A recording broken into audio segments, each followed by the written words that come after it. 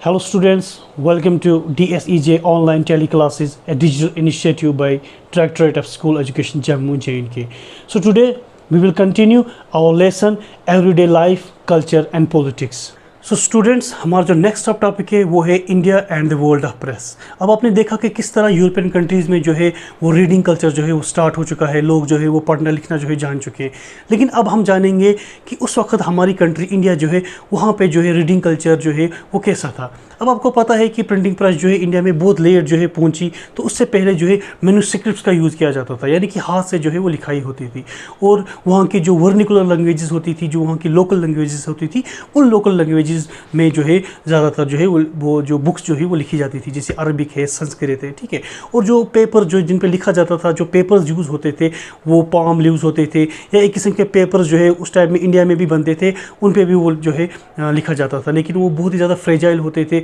उनको हैंडल करना मुश्किल होता था। तो उनको क्या किया जाता था, कभी कभी जो वुड्स ब्लॉक जो होते थे उनके दरमियान उनको प्रिजर्व किया जाता था ताकि जो वो पेजेस है वो डैमेज ना हो। इंडिया में कॉलोनियलिज्म से पहले जो है बंगाल में जो छोटे छोटे स्कूल जो थे वो सेटअप थे, जिनको गुरुकुल कहा जाता था या पाठशाला कहा जाता था। तो वहाँ पे जो स्टूडेंट्स होते थे उनको ज़्यादा स्ट्रेस जो है वो लिखाई में दिया जाता था, यानी कि राइटिंग्स में दिया जाता था। और वहाँ के जो टीचर्स थे वो अपनी जो मेमोरीज थी वो बच्चों को बताते थे और बच्चे जो है वो लिखते थे। और उस तरीके से जो है वो राइटिंग से जो है वो जो वहाँ की जो कल्चर था, वहाँ की जो बातें होती थी उनको प्रिजर्व किया जाता था। नेक्स्ट टॉपिक है वो है प्रिंट कम्स टू इंडिया। जो प्रिंटिंग मशीन है वो कैसे इंडिया में पहुँची। तो सबसे पहले जो है प्रिंटिंग मशीन जो है इंडिया में जो हमारी गोवा स्टेट है वहाँ पर जो है सबसे पहले प्रिंटिंग मशीन पेज पहुँची। तो कैसे पहुँची, एक्चुअली में एक मशीनरी थी, एक जो जैसे कि आपको मालूम है कि जो अपने रिलीजियस को प्रोपोगेट करते हैं, तो इसी तरह एक क्रिश्चियनिटी में एक सेक्ट है जिसको जीसस प्रेस्ट कहा जाता है। वो एक सेक्ट था जो पुर्तगीज़ जो पुर्तगाल के जो थे वो जो है सबसे पहले गोवा में आए। तो उन्होंने क्या किया, वहाँ पर प्रिंटिंग मशीन जो है सेटअप किया और वहाँ की जो लैंग्वेजेस थी उन लैंग्वेज में उन्होंने जो है प्रिंटिंग स्टार्ट कर दी, क्योंकि जो उनकी अपनी लैंग्वेजेस थी वहाँ के लोग तो उस लैंग्वेज को समझ नहीं पा सकते थे। तो उन्होंने क्या किया, वहाँ की जो लोकल लैंग्वेज कनकनी एंड कनारा, उस लैंग्वेज में उन्होंने क्या किया, जो प्रिंटिंग जो है स्टार्ट कर। और उसके चलते चलते जो है कैथोलिक प्रीस्ट जो है वो भी इंडिया पहुँचे और उन्होंने भी वहाँ की जो लैंग्वेजेस थी, जैसे तमिल लैंग्वेज थी, मलयालम लैंग्वेज थी, वहाँ पे उन्होंने क्या करना स्टार्ट कर दिया, उस लैंग्वेज में जो वहाँ की बुक्स थी उनको जो है प्रिंट करना स्टार्ट कर दिया। और डच प्रोटेस्टेंट मिशनरीज थी, उन्होंने भी जो है जो वहाँ की लोकल लैंग्वेजेस थी उसमें जो तमिल लैंग्वेज थी उनमें जो है बुक्स जो है उनको प्रिंट करना स्टार्ट कर दिया। अब इंग्लिश जो है वो कैसे स्टार्ट हुई। अब आपको मालूम है कि अगर ईस्ट इंडिया कंपनी जो है इंडिया में पहुँच चुकी थी, अब अगर जो है प्रिंटिंग जो है इंग्लिश लैंग्वेज में स्टार्ट होती तो वहाँ के लोग तो उसको समझ नहीं पाते थे। तो जब इंग्लिश लैंग्वेज जो है थोड़ी थोड़ी इंडिया में पॉपुलर होने लगी, तो सबसे पहले 1780 में जो है एक मैगजीन जो है या एक न्यूज़पेपर आप कह सकते हैं, वो जो है जेम्स अगस्टस हिकी जो थे उन्होंने जो है वहाँ पे इंडिया में जो है स्टार्ट किया। और वो जो न्यूज़पेपर थे वो कमर्शियल न्यूज़पेपर था, जिसमें जो है एडवर्टाइजमेंट वगैरह दी जाती थी। तो लोग जो है उसमें एडवर्टाइजमेंट वगैरह देते थे। तो वो जो है सबसे पहले जो है इंडिया में सेटअप हुआ। और इसके चलते चलते जो है इंडियंस जो है उन्होंने भी अपनी जो है प्रिंटिंग मशीन जो है वो जो ख़रीदी, उसके बाद उन्होंने भी प्रिंटिंग जो है स्टार्ट कर दी, अपने न्यूज़पेपर जो है स्टार्ट कर दिए। गंगाधर भट्टाचार्य जो थे उन्होंने सबसे पहले जो है न्यूज़पेपर जो है वो पब्लिश किया, जिसका नाम जो है वो बंगाल गैजेट रखा गया। लेकिन ये बंगाल गैजेट और जेम्स अगस्टस ने जो बंगाल गैजेट जो है वो सेटअप जो पब्लिश किया था, ये दोनों जो है न्यूज़पेपर ये बिल्कुल डिफरेंट थे। और यहाँ से जो है इंडियंस ने भी अपनी न्यूज़पेपर जो है वो पब्लिश करना स्टार्ट कर दिया। सो स्टूडेंट्स, हमारा जो नेक्स्ट टॉपिक है वो है religious reform and public debate. अब जैसे कि आपने देखा कि यूरोप में जब प्रिंटिंग प्रेस जो है वो सेटअप होने और उसके साथ साथ जो है बुक्स जो है वो चीपर रेट में लोगों को अवेलेबल हुई, तो उसकी वजह से क्या हुआ, लोगों में जो है रिलीजियस से रिलेटेड जो है डिबेट्स होना स्टार्ट हो गई। और इसी तरह से इंडिया में भी जब प्रिंटिंग प्रेस जो है वो सेटअप हुई, अब रिलीजियस बुक्स जो है वो जो है पब्लिश होना स्टार्ट हो गई, तो उसकी वजह से क्या हो गया, तो लोगों में जो है वो एक डिबेट जो है वो स्टार्ट हो गई। जैसे कि आपने देखा कि बहुत सारे कस्टम्स थे, जो बहुत सारे बिलीव्स थे जो पुराने टाइम से चले आ रहे थे, अब लोग जो है पढ़ने के बाद जो है लोग उन पे चैलेंज करना स्टार्ट कर दिए। और बहुत सारे उस सोसाइटी में बहुत सारे सोशल रिफॉर्मर्स जो थे, उन्होंने जो है कहा कि इन चीज़ों में जो है वो रिफॉर्मेशन आनी चाहिए। उसके चलते चलते राजा राम मोहन राय जो एक बहुत बड़े सोशल रिफॉर्मर्स थे, उन्होंने 1821 में अपना एक न्यूज़पेपर जो है वो पब्लिश किया जिसका नाम था संबद कौमुदी, जिसमें उन्होंने हिंदूज़ में जो बहुत सारे जो कस्टम्स बिलीव्स थे, जैसे widow immolation, monotheism, idol worship वगैरह जो उनको अपोज करना स्टार्ट कर दिया। और उसके चलते चलते जो हिंदू ऑर्थोडॉक्स थे, उन्होंने भी न्यूज़पेपर जो है स्टार्ट किया राजा राम मोहन राय के खिलाफ जो स्टार्ट, जिसका नाम था समाचार चंद्रिका, जिसमें उन्होंने राजा राम मोहन राय के जो थॉट्स थे, उनके जो आइडियाज़ थे, उनको जो है अपोज करना स्टार्ट कर दिया। यानी कि इन टर्न आप देखोगे, यानी कि इन शॉर्ट आप देखोगे कि प्रिंटिंग प्रेस की वजह से क्या हुआ, लोग जो है किसी चीज़ को फेवर कर रहे थे, किसी चीज़ को अपोज कर रहे थे। और ऐसे आप देखोगे मुस्लिम्स में भी आप देखोगे कि बहुत सारे सेक्ट्स जो है वो भी एक दूसरे को जो है अब चैलेंज करना स्टार्ट कर दिया।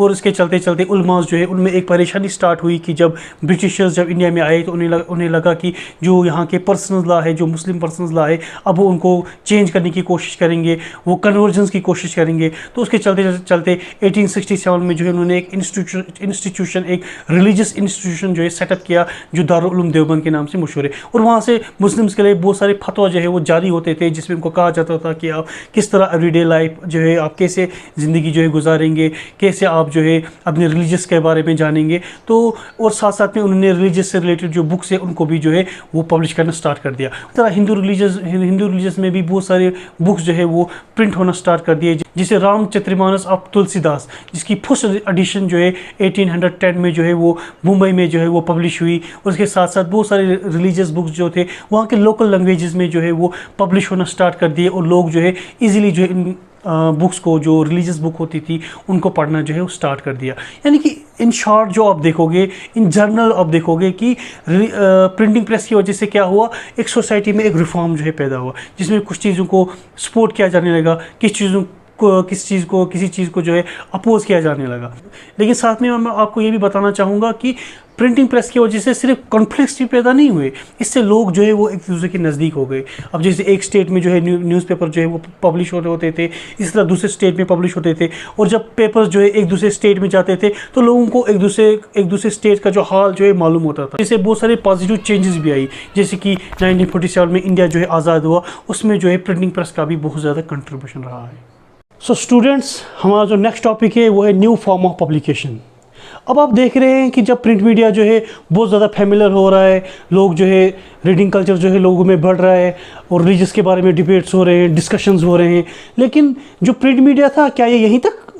जो है महदूद था, या आप कहें कि कॉन्फाइंड था? नहीं। उसके बाद क्या होने लगा, जब लोगों में रीडिंग कल्चर जो बहुत ज़्यादा बढ़ने लगा, तो लोग चाहने लगे कि उनके जो लाइफ स्टाइल है, या उनके जो आइडियाज़ है, उनके जो इमोशंस है, या उनकी जो स्ट्रगल है, वो दूसरों के साथ शेयर करें। तो उसके साथ साथ चलते चलते एक नई किस्म की लिटरेचर जो है वो इमर्ज हुई, जो स्टार्टिंग में जो है यूरोप में इमर्ज हुई, उसके साथ साथ जो है फिर पूरी दुनिया में जो है इमर्ज हुई, जिसको नावल का नाम दिया जाने लगा। जिसमें क्या होने लगा, लोग जो है अपने इमोशंस, अपनी फीलिंग्स को जो है ईजिली जो है वो दूसरों के साथ जो है वो शेयर करने लगे। और यहाँ पर एक और किस्म की जो है रिफॉर्मेशन आई, एक और किस्म की जो है कल्चर आया, जिसे कहा जाता है पेंटिंग कल्चर, एक विजुअल कल्चर।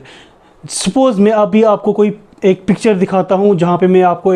दिखाता हूँ एक शेपर्ड है, एक चरावा है, और उसके साथ जो है कुछ एनिमल्स हैं, और उनको कहीं दूर जंगल में ले जा रहा है। लेकिन मैं अब उसमें कोई टेक्स्ट नहीं लिखता हूँ, मैं सिंपल अगर आपको पिक्चर दिखाऊंगा तो आप खुद से अपने माइंड में जो है इंटरप्रेट करोगे कि ये आदमी जो है ये कहीं जंगल में जो है अपने जो है जानवरों के साथ है। आप वहाँ के एटमॉस्फेयर को देखोगे, आप वहाँ की ग्रीनरी को देखोगे, आप वहाँ के फॉरेस्ट को देखोगे, तो आप खुद से अपने दिमाग में जो है बहुत सारी चीज़ें जो है इंटरप्रेट करोगे। यानी कि इसके साथ 19th सेंचुरी के एंड तक जो है एक नई किस्म का कल्चर जो है वो इमर्ज हुआ, and that was visual culture.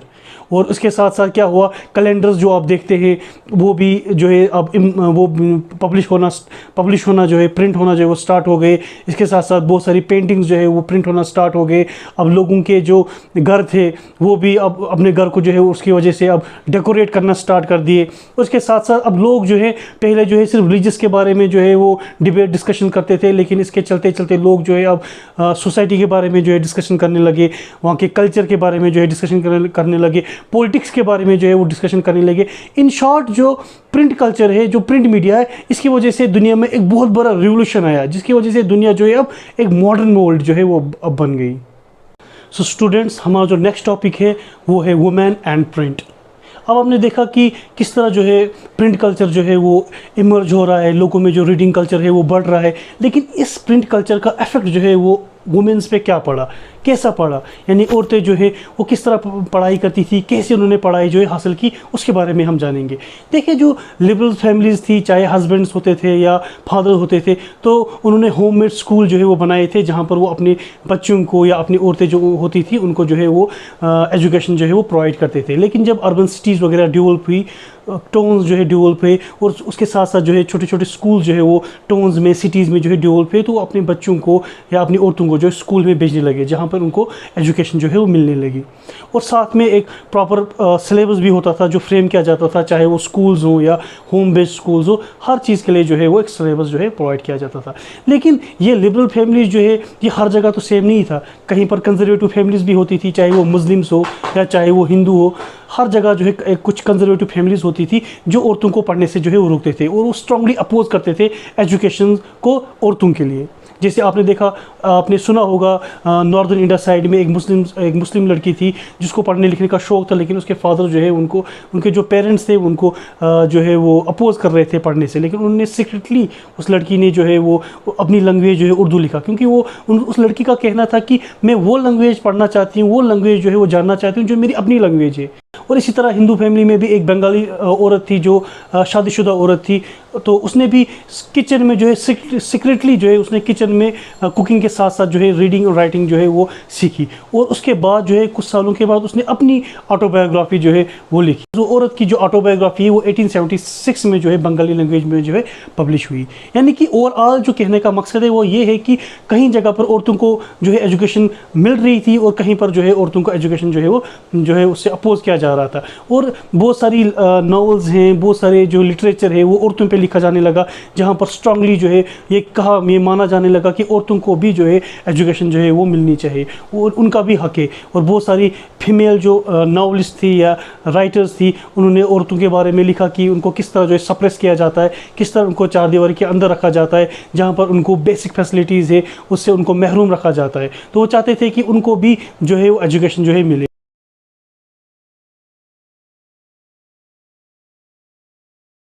और बहुत सारी चीज़ों के बारे में आवाज़ उठाते थे, जैसे विडो मैरिज है और एजुकेशन फॉर वुमेन है, और उसके साथ साथ जो है बहुत सारी नॉवेल्स और बहुत सारी शॉर्ट स्टोरीज जो है औरतों के लिए जो है वो पब्लिश होती थी, जिसमें औरतों को बहुत सारी चीज़ें जो है सिखाई जाती थी, जैसे कुकिंग के बारे में जो है बुक्स पब्लिश होने लगी, how to behave properly, how to behave obedient wives, ऐसी कुछ चीज़ें बुक्स जो है वो जो है औरतों के लिए जो है पब्लिश होने लगी, और औरतें जो है वो अपने लीजर टाइम में जो है उन बुक्स को पढ़ती थी, जिससे उनको एक हैप्पीनेस जो है, एक खुशी जो है वो मिलती थी। Print and the poor people. अब आपने देखा कि किस तरह प्रिंट कल्चर जो है वो कंटिन्यू जो है वो इमर्ज हो रहा है, और बुक्स की जो प्रोडक्शन है वो इंक्रीज़ हो रही है, और साथ में जो इनका कॉस्ट था, जो बुक्स की जो कॉस्ट थी वो कंटिन्यू जो है कम हो रही है, और जो पुअर लोग हैं, जो गरीब लोग हैं, वो इजीली जो है अब बुक्स को जो है वो खरीद पा रहे हैं, उनको पढ़ पा रहे हैं। और इसके चलते चलते इंडिया में क्या हुआ, एक नई डिबेट, एक नई डिस्कशन जो है वो स्टार्ट हुई, और वो डिस्कशन जो थी वो कास्ट सिस्टम के बारे में थी। जैसे कि आपको मालूम है कि लो कास्ट वालों के साथ शुरू में जो है किस तरह जो है उनको सोसाइटी से अलग रखा जाता था। तो बहुत सारे थिंकर्स, बहुत सारे राइटर्स जो है उन्होंने उनके बारे में लिखा, उनके खिलाफ जो है आवाज़ उठाई कि उनको भी सोसाइटी में जो है पूरा हक जो है वो मिलना चाहिए। ज्योतिबाई फूले जिन्होंने एक बुक लिखी गुलामगिरी, जिसमें उन्होंने कास्टिज्म सिस्टम के बारे में दिखाया कि इंडिया में किस तरह ये कास्टिज्म सिस्टम जो है एग्जिस्ट करता है, और कैसे वहाँ के लोग जो है जो लो कास्ट जो से बिलोंग करते हैं, कैसे वो जो है वो सफ़र करते हैं, कैसे उनको सोसाइटी से जो है वो अलग रखा जाता है। और 20वीं सेंचुरी के आते आते डॉक्टर B.R. अम्बेडकर जो एक फेमस और एक जाने माने नाम है, किस तरह उन्होंने कास्टिज्म के खिलाफ जो है आवाज़ उठाई, जिसमें उन्होंने बताया कि किस तरह जो है लो कास्ट लोगों के साथ जो है वो एक अलग जो है वो उनके साथ ट्रीट किया जाता है, उनको सोसाइटी से अलग रखा जाता है। तो उसके खिलाफ जो है उन्होंने आवाज़ उठाई। और साथ में जो इंडियन वर्कर्स थे जो मिल्स में काम करते थे, जो फैक्ट्रीज़ में काम करते थे, उनको भी पूरा मौका नहीं मिल पाता था ताकि वो खुद को एजुकेट कर सके, वो अपने एक्सपीरियंस को शेयर कर सके। लेकिन फिर भी जो वर्कर्स जो थोड़े बहुत पढ़े लिखे थे वो भी अपने एक्सपीरियंस को शेयर करते थे। जैसे एक मिल वर्कर थे काशी बाबा, जिन्होंने एक नावल जो लिखी बड़े छोटे और बड़े का सवाल, जिसमें उन्होंने दो चीज़ें जो है वो दिखाई। एक तो कास्टिज्म सिस्टम उन्होंने दिखाया और दूसरा उन्होंने क्लास एक्सप्लॉयटेशन दिखाया है कि किस तरह जो हाई क्लास के लोग जो है किस तरह मिडिल क्लास और लो क्लास फैमिली को जो है वो एक्सप्लॉइट करते हैं। इसके साथ साथ बहुत सारी पोएम्स जो है वो भी लिखी गई। उसके साथ साथ बहुत सारे वर्कर्स जो है उन्होंने मिल के जो है बहुत सारी लाइब्रेरी जो है सेटअप किए, जैसे बेंगलोर में, इसी तरह मुंबई में छोटी छोटी फैक्ट्रीज जो है वो सेटअप हुई जहाँ पे मिल वर्कर्स जो है वो खुद को एजुकेट कर पाते थे, वो अपने एक्सपीरियंस जो है वो शेयर कर पाते थे। और साथ में जो सोशल रिफॉर्मर्स थे वो भी उनको मिल वर्कर्स जो थे उनको जो है वो सपोर्ट करते थे, क्योंकि सारे लोग जब लिटरेट हो जाते तभी जो है नेशनलिज्म की फीलिंग जो है उनके अंदर आ। मिल वर्कर्स जो है जब वो एजुकेट हुए, जब वो लिटरेट हुए, तो उसकी वजह से क्या हुआ, उनके अंदर जो है वो नेशनलिज्म की जो फीलिंग है वो बढ़ने लगी। सो स्टूडेंट्स, हमारा जो नेक्स्ट टॉपिक है वो है प्रिंट एंड सेंसरशिप। तो अभी तक आपको मालूम हो चुका है कि प्रिंट क्या है। तो अब एक नया जो है यहाँ पे एक वर्ड आया है जो है सेंसरशिप। तो पहले हम समझेंगे कि सेंसरशिप क्या होता है। देखिए, जब भी कोई स्पीच हो या कोई आर्टिकल हो जो न्यूज़पेपर पे जो है पब्लिश होती है, तो पहले क्या किया जाता है, उसको चेक किया जाता है कि कहीं वो स्पीच या जो आर्टिकल है किसी के सेंटिमेंट्स को जो है हर्ट तो नहीं कर रहा है, चाहे वो कोई पर्टिकुलर लोग हों या पर्टिकुलर रीजन हो। तो क्या किया जाता है, उसको चेक किया जाता है। जैसे जब कोई मूवीज़ जो है बॉलीवुड मूवीज़ हो या हॉलीवुड मूवीज़ हो, जब वो रिलीज़ होती है तो पहले कुछ पर्टिकुलर मेंबर्स जो होते हैं उस मूवी को पहले क्या करते हैं, वो पूरा चेक करते हैं। वो क्यों चेक करते हैं, उसको इसलिए चेक करते हैं ताकि उसमें कोई ऐसा कंटेंट ना हो, ऐसी कोई स्पीच ना हो जो किसी पर्टिकुलर कम्युनिटी को, पर्टिकुलर रीजन को जो है वो हर्ट करे। तो अगर ऐसा कोई कंटेंट वहाँ पे मौजूद हो, ऐसा कोई आर्टिकल जो है न्यूज़पेपर पे मौजूद हो, तो उसको क्या किया जाता है, उसको सेंसर किया जाता है, यानी कि उसको रोका जाता है ताकि इससे किसी के सेंटिमेंट्स जो है वो हर्ट ना हो। तो अब यहाँ पे हम देखेंगे कि प्रेस और सेंसरशिप का उस टाइम पे क्या रिलेशन था।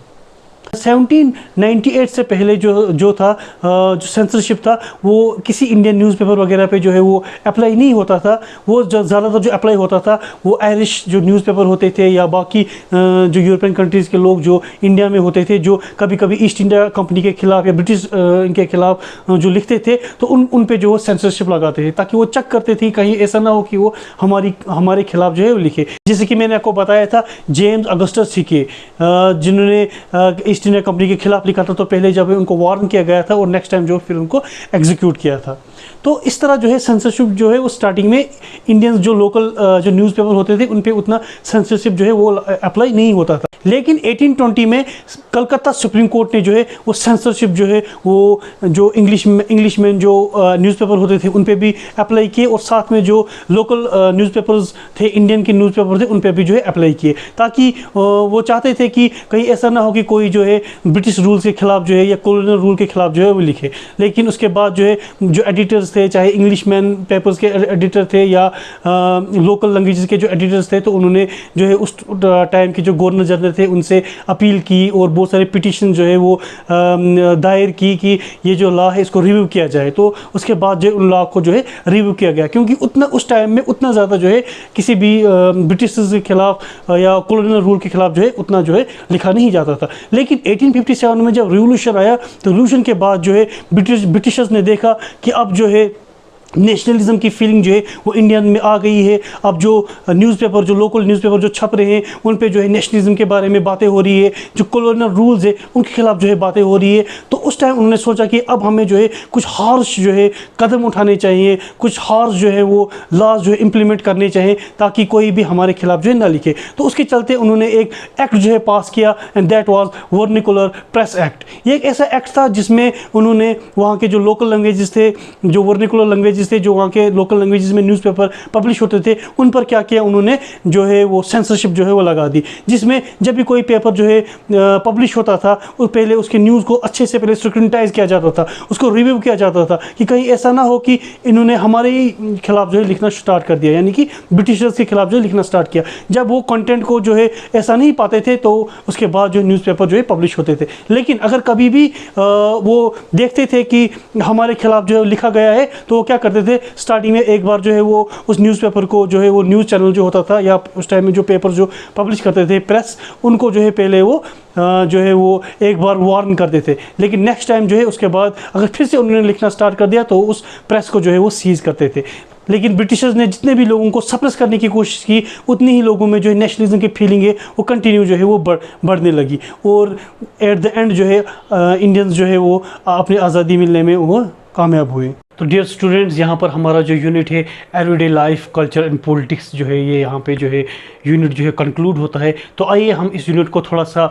रिकैप्चुलेट करें, इसको थोड़ा सा हम मेमोराइज़ करें कि इसमें हमने क्या क्या इंपॉर्टेंट चीज़ें पढ़ी। तो जैसे कि मैंने आपको बताया कि किस तरह जो है सबसे पहले प्रिंट कल्चर जो है वो पूरी दुनिया में इवॉल्व हुआ, लेकिन इससे पहले जो है 3 कंट्रीज़ में जो है प्रिंट कल्चर जो है स्टार्ट हुआ था, जिसमें मैंने आपको बताया था पहले नंबर पर चाइना आता है, जापान आता है और कोरिया आता है। और उसके साथ मैंने आपको बोला था कि फर्स्ट बुक जो है जिसको अकॉर्डियन बुक कहा जाता था, जो चाइना में जो है वो पब्लिश हुई थी, जिसमें जो है वुड ब्लॉक्स का इस्तेमाल किया जाता था, जिसमें जो स्क्राइब्स होते थे जो बाय यूजिंग कैलीग्राफी जो है बहुत खूबसूरत तरीके से क्या करते थे, वो वुड पे जो है वो जो पहले लिखते थे, ठीक है, उसके बाद उस पर इंक लगाते थे और एक पेपर लाते थे और उस पर जो है वो छाप देते थे। तो वो एक तरीका होता था जिससे क्या होता था बुक्स जो है वो लिखी जाती थी। लेकिन उसके चलते चलते जो है जब ये कंसेप्ट जब यूरोप में पहुंचा, जैसे कि मैंने आपको बोला मार्को पोलो जो थे, जब उन्होंने चाइना से इस कंसेप्ट को यूरोप में लाया तो यूरोप के लोगों ने जो है इस वुड ब्लॉक सिस्टम को जो पसंद किया, और वहाँ पे जो क्या होने लगा, जो बुक्स के उसकी पब्लिकेशन जो है वो बहुत फास्ट होने लगी। अब स्क्राइब्स जो है वो ज़्यादा स्पीड से जो है बुक्स लिखने लगे, और उसके साथ क्या होने लगा, यूरोप में क्या हुआ, एक रीडिंग कल्चर जो है वो कंटिन्यू बढ़ने लगा। लेकिन इसके साथ साथ फिर क्या हुआ, लोगों को लगने लगा कुछ ऐसा सिस्टम होना चाहिए जिससे जो बुक्स की जो प्रोडक्शन है वो और ज़्यादा फास्ट हो। उसके चलते चलते जर्मनी के एक सिटीजन थे जिनका नाम जॉन गुटेनबर्ग था, उन्होंने सबसे पहले प्रिंटिंग मशीन जो है वो इन्वेंट की, जिसका नाम जो है गुटेनबर्ग प्रिंटिंग प्रेस जो रखा गया। और उस वजह से क्या हुआ, अब जो बुक्स है वो चीपर रेट पे और बहुत स्पीड से जो है अब बुक्स जो है पब्लिश होना स्टार्ट कर दिए। लोगों के पास जो है अब बुक्स आने लगी, क्योंकि अब बुक्स जो है चीपर रेट पे अवेलेबल थी। इसके साथ साथ जो हाई क्लास फैमिली के जो लोग थे, अब सिर्फ बुक्स जो है उनके पास नहीं होती थी, अब जो जैसे मर्चेंट्स थे, स्टूडेंट्स थे, लोग मिडिल क्लास फैमिली के लोग थे, अब वो भी अब एफर्ट कर पा रहे थे, अब वो भी बुक्स जो है वो खरीद पा रहे थे। इससे क्या होने लगा, एक कल्चर जो है वो यूरोप में भी आहिस्ता आहिस्ता जो है इवॉल्व होने लगा। और इसकी वजह से क्या हुआ, ओवरऑल जो है यूरोप में एक रिवोल्यूशन आया, और इस रिवोल्यूशन के कुछ अच्छे असरात भी थे और कुछ बुरे असरात भी थे। अच्छे असरात ये थे कि इससे क्या होने लगा कि एक रीडिंग पब्लिक जो है देखी गई, जिसमें जो है अब लोग जो है स्टूडेंट्स से, मर्चेंट से, अब वो अपने लेवल पे बुक्स खरीद रहे हैं। पहले क्या होता था, सिर्फ अमीर लोग जो है वो बुक खरीद पाते थे, लोग जो है उन बुक्स में जो लिखा होता था उन स्टोरीज़ को सुनते थे। लेकिन अब जो है बुक्स की जो रेट है वो कम हो रही है, तो लोग जो है अपने लेवल पे बुक्स खरीद रहे हैं, अपने लेवल पे जो है बुक्स पढ़ रहे हैं। तो इससे क्या होने लगा, ये कल्चर जो है वो कंटिन्यूसली बढ़ने लगा। और इसके बुरे असर क्या हुए, जैसे कि मैंने आपको बताया था कि एक रिलीजियस कन्फ्लिक्ट्स होने लगे। जो रिलीजियस लोग थे उनको लगने लगा कि प्रिंट की वजह से लोग जो है अब वो आज़ाद हो गए हैं, अब वो अपने आइडियाज़ को, अपने थाट्स को ईजिली जो है लोगों तक वो पहुँचा रहे हैं, जिसकी वजह से क्या होने लगा, एक इररिलीजियस थाट्स, एक रिबेलियस थाट जो है वो सोसाइटी में पैदा होने लगी। तो उससे क्या होने लगा, जो एक फेयर ऑफ प्रिंट जो है वो कुछ लोगों के माइंड में आने लगा, और वो चाहते थे कि ये जो प्रिंट है इस पर कुछ किस्म की जो है पाबंदियाँ जो है आयद हो, यानी कि कुछ बैन हो। यानी इसके चलते चलते क्या हुआ, बहुत सारी बुक्स थी जो यूरोप में जो है बैन हुई। लेकिन उसके साथ साथ में देखा जाने लगा कि जब प्रिंटिंग प्रेस जो है उसमें थोड़ी सी मॉडिफिकेशन आने लगी, एक नई मशीन्स आने लगी, उससे क्या होने लगा, जो बुक्स है अब वो और भी ज़्यादा चीप रेट पे जो है वो लोगों के पास जो है अवेलेबल होने लगी। जैसे मैंने आपको बताया था कि एक चेप बुक्स होती थी, छोटी छोटी बुक्स थी, जो पेडलर्स होते थे, वो क्या करते थे, एक जगह से दूसरी जगह या गाँव वगैरह में बुक्स को जो है चीपर रेट पे वो बेचते थे। जिससे क्या होने लगा, जो गरीब लोग थे वो भी अब इजीली बुक्स अब खरीद रहे हैं। अब बुक्स में बहुत सारी किस्म की लिटरेचर होता था, जैसे मैंने आपको बताया हिस्टोरियन फैक्ट्स होते थे, और इसके अलावा जनरल नॉलेज होती थी, और इसके अलावा जो है फोक सॉन्ग्स होते थे, फिक्शनल स्टोरीज होती थी। लोग अपने लेवल पे जो बुक्स ले रहे थे, बुक्स खरीद रहे थे, और एक किस्म का जो है कल्चर जो है वो कंटिन्यूसली यूरोप में जो है वो इमर्ज हो रहा था। और बहुत सारे थिंकर्स थे, फिलोसफर्स थे, थे जिन्होंने प्रिंट मीडिया का जो है उन्होंने हेल्प ली, जिससे लोगों में उन्होंने एक अवेयरनेस क्रिएट की, जिससे उन्होंने लोगों को बताया कि जो बिलीफ्स हैं, कस्टम्स हैं जो पुराने टाइम से चले आ रहे हैं, जिसको लोग जो है विदाउट एनी क्वेश्चन जो है उनको जो है वो एक्सेप्ट कर रहे हैं, तो उन्होंने लोगों को सोचने पे मजबूर किया, यानी कि एक रेशनल थॉट, एक क्रिटिकल थिंकिंग जो है लोगों में पैदा की, जिससे लोग जो है अब वो ऑर्थोडॉक्स सिस्टम को, जो पुराने बिलीफ्स हैं उनको अब क्वेश्चन करने लगे, लोग जो है वो अब रेशनल सोचने लगे। तो ये फिलोसफर जो थे, जो थिंकर्स थे, उन्होंने लोगों के माइंड में जो है एक अवेयरनेस जो है वो पैदा की। और उसके चलते चलते मैंने आपको फ्रेंच रिवोल्यूशन के बारे में बताया कि किस तरह जो है प्रिंट ने जो है, जो प्रिंट कल्चर जो इमर्ज हुआ था यूरोप में, किस तरह उसकी मदद से जो है फ्रांस में जो है एक रिवोल्यूशन आया, जिससे लोग जो है अब एक किस्म के बेदार हुए, उनमें एक अवेयरनेस पैदा हो गई। अब वो क्रिटिकली जो है चीज़ों को देख रहे थे, वो ओल्ड ऑर्थोडॉक्स सिस्टम को जो है चैलेंज कर रहे थे, और साथ साथ में जो एक सोशल ऑर्डर था, जो एक इम्बैलेंस जो सोसाइटी में थी, जिसमें हाई क्लास के लोग जो थे वो मिडिल क्लास और लो क्लास लोगों के साथ जुल्म करते थे, तो अब लोगों ने जो है उन चीज़ों को चैलेंज करना स्टार्ट कर दिया। और ये अवेयरनेस जो है ये सारी जो है प्रिंट कल्चर की वजह से आई। उसके साथ साथ जो है बहुत सारे फिलोसफर्स जो थे, उन्होंने जो है जो सोसाइटी में जो डेस्पोटिज्म, जो टायरनी चल रही थी, उसके खिलाफ आवाज़ उठाई, एक रिलीजियस कॉन्फ्लिक्ट जो है वो भी देखने में मिली। और इसके साथ साथ जो है इसके अच्छे असर भी हुए। अच्छे असर ये हुए कि लोग जो है अब अपने लेवल पे जो है पढ़ रहे हैं, अब जो लिटरेचर है वो बहुत ज़्यादा आम हो गया है। अब सिर्फ फोक स्टोरीज़ या फिक्शनल स्टोरीज़ वगैरह पे बुक जो है अब वो वहाँ तक जो है सिर्फ महदूद नहीं रही, अब जो है जनरल अवेयरनेस से रिलेटेड जो है लोग जो है उसको पढ़ना पसंद कर रहे हैं। लोग जो है हिस्ट्री से रिलेटेड जो है चीज़ों को पढ़ना जो है पसंद कर रहे हैं, यानी कि अब लिटरेचर जो है वो बहुत ज़्यादा जो है आम हो गया, और लोग जो है हर किस्म के रीडिंग्स को जो है अब पसंद करने लगे, जिससे क्या हो लगा, यूरोप में ओवरऑल जो है एक रिवोल्यूशन जो है वो देखने को मिला। तो स्टूडेंट्स, ये था यूरोप के बारे में कि किस तरह यूरोप में जो है प्रिंट कल्चर जो है इवॉल्व हुआ। तो अब हम अपनी इंडिया के बारे में भी बात करेंगे, जैसे कि यहाँ पर भी स्टार्टिंग में जो है हैंड रिटन बुक्स जो है वो पब्लिश होती थी। जो स्क्राइब्स होते थे वो ब्यूटीफुली जो है इन बुक्स को लिखते थे। उन बुक्स को लिखने में बहुत ज़्यादा टाइम लगता था, लेकिन उसके चलते चलते जब सबसे पहले कुछ क्रिश्चियन मिशनरीज जो है वो जब इंडिया में आए, तो गोवा में जो है उन्होंने सबसे पहले वहाँ पर एक प्रिंटिंग प्रेस जो है वहाँ पर एस्टेब्लिश किया, और वहाँ के लोकल लैंग्वेजेस, जो वर्निकुलर लैंग्वेजेस होती है, यानी कि लोकल लैंग्वेजेस होती है, तो वहाँ के लैंग्वेज में जो है उन्होंने जो है पेपर जो है पब्लिश करना स्टार्ट कर दिया। यानी कि वहीं की यानी कि जो वहीं की लैंग्वेजेस जो बुक्स होती थी, लोकल बुक्स होती थी, उनको वो ट्रांसलेट करने लगे, क्योंकि अगर वो अपनी लैंग्वेजेस में करते तो यहाँ के लोग जो उन लैंग्वेज को समझ नहीं पाते थे। इसलिए जो है स्टार्टिंग में जो है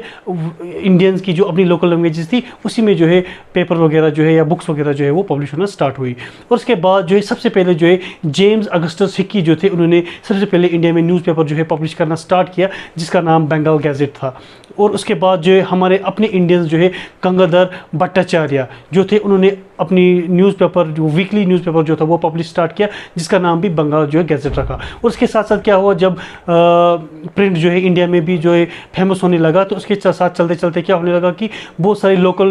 लैंग्वेजेस में जो है अब न्यूज़पेपर जो है वो पब्लिश होना स्टार्ट हुआ। उसके साथ साथ जो है लोगों में एक नेशनलिज्म की जो है वो फीलिंग जो है वो बढ़ने लगी। और जब ब्रिटिशर्स ने इस चीज़ को महसूस किया कि अब जो है लोग एक दूसरे का हाल जो है उनको पता चल रहा है, यानी कि एक स्टेट से दूसरे states due to print media, तो उन्होंने क्या किया, उन्होंने जो है न्यूज़पेपर्स पे जो है सेंसरशिप लगा दिए, बहुत सारे न्यूज़पेपर को जो है बैन कर दिया। लेकिन ओवरऑल जो देखने को मिला वो ये था कि प्रिंट कल्चर की वजह से जो है इंडिया में जो है नेशनलिज्म जो है वो बहुत बड़ा, और ये भी एक वजह है कि जिससे हमारा हिंदुस्तान जो है वो अंग्रेज़ों से जो है वो आज़ाद हुआ।